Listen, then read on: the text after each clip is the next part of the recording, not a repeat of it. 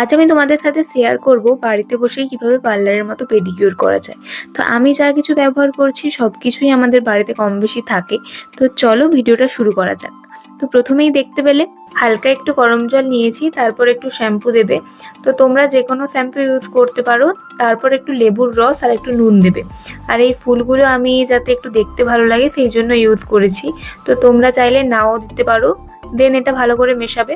প্রথমে তো আমি বেশিক্ষণ হাতটাই দিতে পারছিলাম না, কারণ একটু বেশি গরম করে ফেলেছিলাম আমি জলটা। তো যাই হোক, তোমরা একদম হালকা করে করবে। আর এই হচ্ছে আমার পায়ের অবস্থা। তারপর জলটায় কিছুক্ষণ পা ডুবিয়ে রাখবে, মিনিমাম 10 মিনিট মতো তো রাখবেই। তো ভালোভাবে পাটা পরিষ্কার করবে, যেইভাবে আমি করছি দেখতেই পাচ্ছ তোমরা।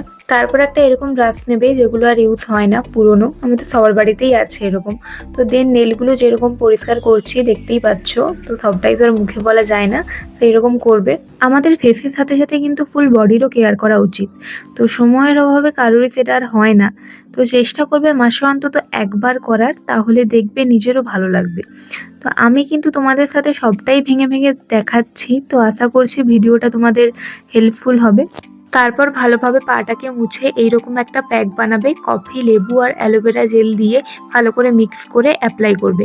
দেন 7 থেকে 8 মিনিট মতো রেখে ধুয়ে নেবে।